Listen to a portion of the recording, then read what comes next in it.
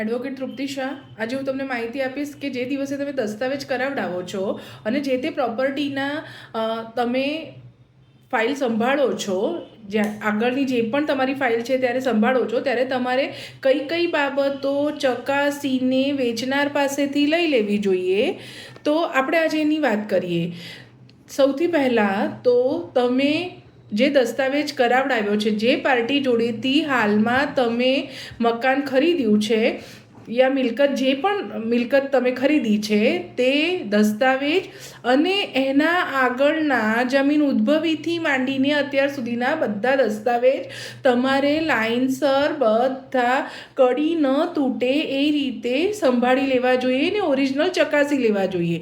જો એમાંનો કોઈ પણ દસ્તાવેજ કે કોઈ બી ડોક્યુમેન્ટ મિસિંગ છે, ખોવાઈ ગયો છે, આડો અવળો થઈ ગયો છે, મળતો નથી, તો તેના માટે કઈ કાયદાકીય કાર્યવાહી એ લોકોએ અનુસરી છે તેની પણ તમારે તકેદારી રાખવી જોઈએ.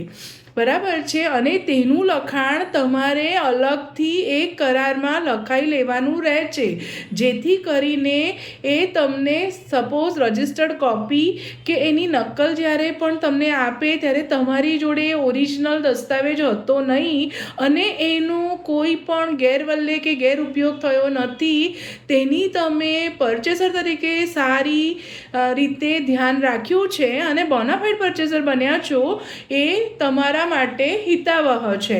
આ તમારે ધ્યાન રાખવું જોઈએ. ચાલો, આજે એક મકાન મિલકત લેતી વખતે તમારે જે કાગળોને તમારે પોતે સંભાળી લેવાના છે એની વાત કરીએ. તો સૌથી પહેલાં તો મેં તમને જેમ જણાવ્યું એમ દસ્તાવેજો લાઇન ઓફને દસ્તાવેજ બધી સેલ ડીડ તમારે વન ટાઈમની અંદર એની કડી ન તૂટે તે રીતે સાચવી લેવી જોઈએ. શેર સર્ટિફિકેટ, જ્યારે સોસાયટીની નોંધણી થઈ, એનટીસી સોસાયટી હોઈ શકે, નોન ટ્રેડિંગ કોર્પોરેશન હોઈ શકે, એસોસિએશન હોઈ શકે, એવી કોઈ પણ અગર શેર સર્ટિફિકેટ ડેવલપરથી જો શેર સર્ટિફિકેટ દ્વારા આવ્યું છે તો એ, જો શેર સર્ટિફિકેટ 1982 પછી આવ્યું છે તો એ શેર સર્ટિફિકેટના રિલેટેડ જે તે વખતે જે પણ સ્ટેમ્પ ડ્યુટી મૂલ્યાંકન વિભાગ દ્વારા ને દસ્તાવેજ કરવાની પદ્ધતિ હતી, એ દસ્તાવેજ પણ જે તે વખતે જે શેરધારક હતા તેણે અનુસર્યો છે કે નહીં એનું ધ્યાન રાખવું જોઈએ. એના સિવાય શેર સર્ટિફિકેટ અત્યાર સુધીની દરેક પાર્ટીના નામ 1 by 1 ચડેલા અને ઉતરેલા છે કે નહીં, એના પ્રોપર સોસાયટીએ કરેલા ઠરાવો આ તમારે માંગી લેવા જોઈએ. સાથે જ્યારે ફર્સ્ટ ટાઈમને લેવામાં આવે છે ત્યારે જનરલી બિલ્ડર તમને એલોટમેન્ટ અને પોઝેશન લેટર તો આપતા જ હોય છે. એ જ રીતે જ્યારે પહેલી પાર્ટીએ લીધેલા હશે ત્યારે બિલ્ડરે તેને આપેલા અલોટમેન્ટ અને પોઝેશન લેટર, જે તે પ્રોપર્ટી, એ પ્રોપર્ટીનું ક્ષેત્રફળ કેટલું હતું, એ પ્રોપર્ટીના ક્ષેત્રફળની સીમાઓના ચારે ફરતે એની ખૂંટ શું હતી એનું એમાં વર્ણન દર્શાવેલું હશે. બરાબર. તમને બાંધકામ તરીકે કેટલું ને મિલકત આપેલી છે અને ખુલ્લા પ્લોટ તરીકે કેટલી આપી છે એની અંદર જણાવેલું હશે.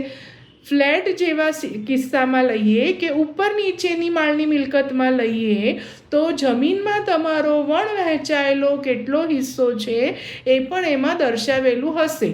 એ તમારે ચકાસી લેવું જોઈએ.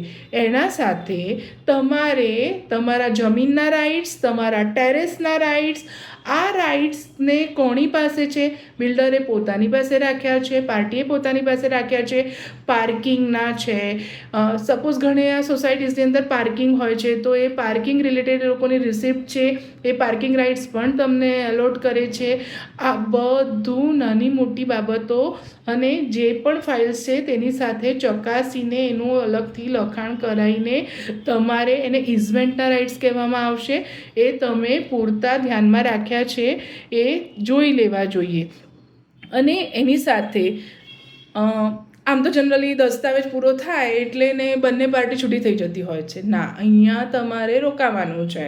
તમારે એના રિલેટેડ બધી ઇન્ડેક્સ અને મ્યુનિસિપાલિટી ટેક્સ બિલ, પછી છે લાઇટ બિલ, ગેસ બિલ, એવા કોઈ બી કન્ઝપ્શન્સ બિલ કે જે પ્રોપર્ટીના આગળના ઓનરના નામે હતા, હવે ન્યૂ ઓનરને જે પણ પરચેસર આવે છે તેના નામે કરાવવાના રહે છે. તો જે તે ફોર્મ પર જતા ઓનર એટલે કે વેચીને જતા ઓનરની પણ સિગ્નેચરની જરૂર છે.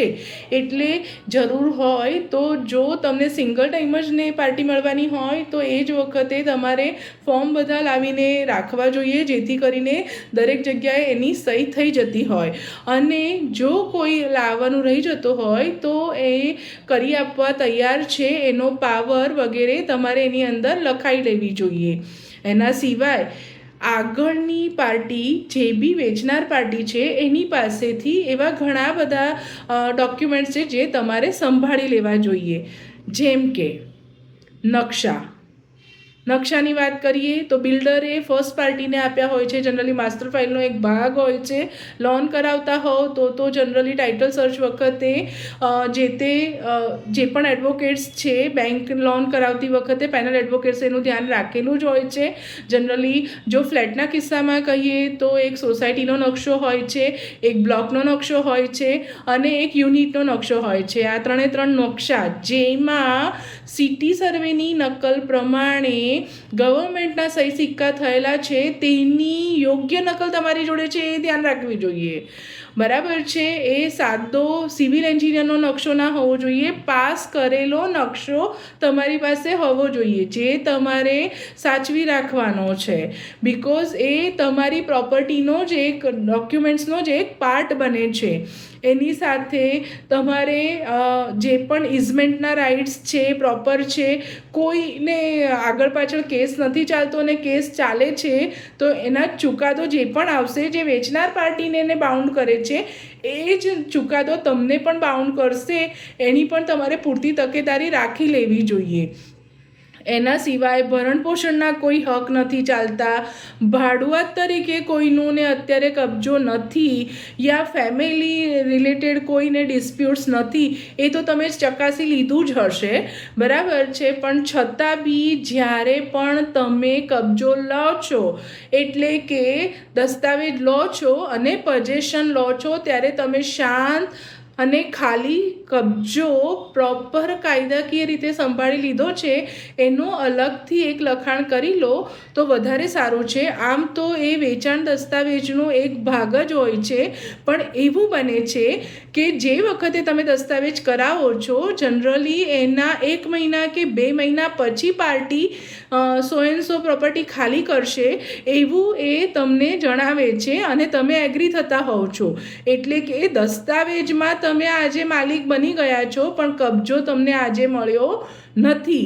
તો કબજો તમને 1 મહિના કે 2 મહિના કે 3 મહિના તમે જે એને પૂરતો સમય આપ્યો છે એ લીધો છે. તો તમારે એ દસ્તાવેજ લેતી વખતે અને કબજો પાછો લેતી વખતે શાંત અને ખાલી કબજો તમે જે રીતે મિલકત વેચાણમાં લીધી છે એ જ રીતે તોડફોડ વગર યા તમે જે મિલકતને જે સ્થિતિમાં લીધી છે એ સ્થિતિ તરીકે શાંત અને ખાલી કબજો સંભાળી લીધો છે એનો એક કરાર કરી લેવો જરૂરી છે. આ તમારું હવે ફાઇનલ પોઝેશન ગણાશે. ખરીદનાર તરીકે તમારે બોનાફાઇડ પરચેસર બનવું જરૂરી છે. બિકોઝ વેચનારે તો એને જે પણ રાઇટ્સ મળ્યા હતા એ તમને ટ્રાન્સફર કર્યા જ છે, પણ એ બધા રાઇટ્સ તમને મળ્યા છે અને તમે ભોગવી શકો છો એનું પણ અહીંયા મૂલ્યાંકન થઈ શકે છે.